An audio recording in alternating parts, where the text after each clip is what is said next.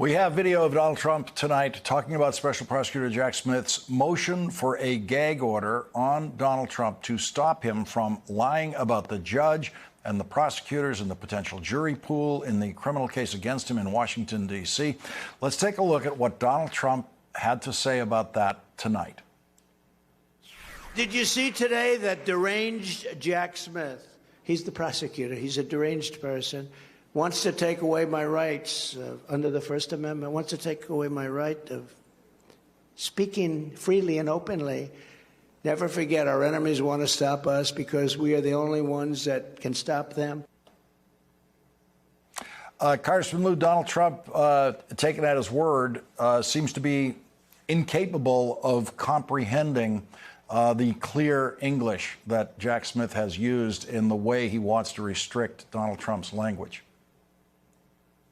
Under the First Amendment, you can say whatever you want, but when you're dealing with a court case, you cannot intimidate witnesses or try to intimidate judicial personnel. So let's say Donald Trump said, hey, to the jury, if you convict me, I'm going to send the Proud Boys after you.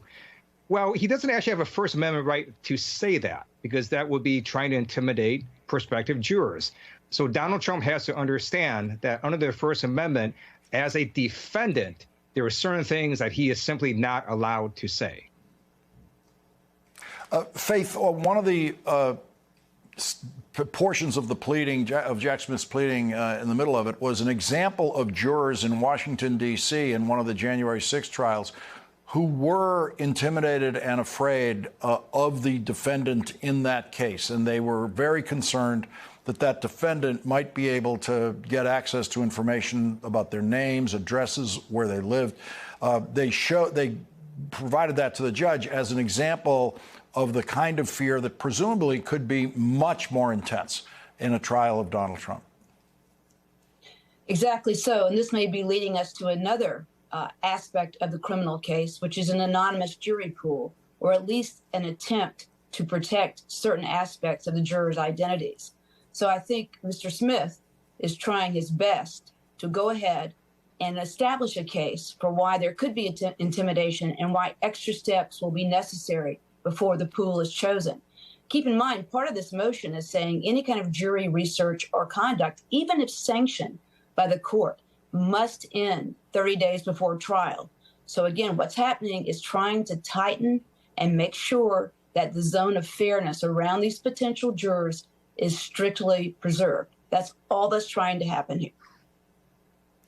Timoteo, the judge does have a serious concern here to weigh, which is this is a presidential candidate and a leading presidential candidate, the dominant presidential candidate of one party. No judge has ever had to face the question of in any way limiting the speech of a major presidential candidate like this. I think that's right, Lawrence. These are very important issues of first impression that Judge Chutkan is considering. But she's an experienced judge. She's good at what she does, and she's going to be able to draw that balance. And I think that's what Jack Smith has tried to do, is give the judge already a pre-drawn balance here. Not saying this is a full gag order that former President Trump can't speak at all, but that there has to be restrictions. And here, I think it's important to put the onus on former President Trump.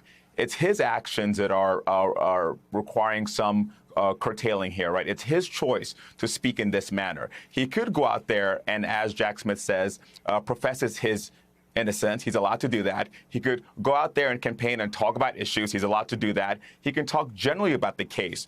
But that's not what the former president's doing. He's speaking in this violent, hyperbolic language that we've come used to, and that's going to be dangerous. It was dangerous after the election. It was dangerous in how it impacted the 6th and led, I think, at least contributed to the attack on the Capitol. And if it keeps going here, it's going to be dangerous for the witnesses and potentially the jurors as well. Ted Lieu, it was really striking in Jack Smith's motion how he linked what Donald Trump was doing leading up to and on January 6th with what he's now doing in this case to the jury pool, presumably to the judge, to the prosecutors. Jack Smith said he's actually doing the same thing that he was trying to do on January 6th. This is just the courtroom version. I thought that was a brilliant point that Jack Smith made. And I also want you to understand that this is not just Donald Trump saying things. It is an entire ecosystem. You have Republican Mike Huckabee saying that if Donald Trump doesn't win at the ballot box, then the next election is going to be decided by bullets. There is a strain of violence within the MAGA wing of the Republican Party that is very threatening. It has caused violence. It could cause additional violence. And we have to have jurors who are not intimidated by that. And you've got the former president of the United States saying very violent things in his post-violent rhetoric. And I think it's appropriate for a judge to say, you just can't say certain things because you're a defendant in a criminal trial.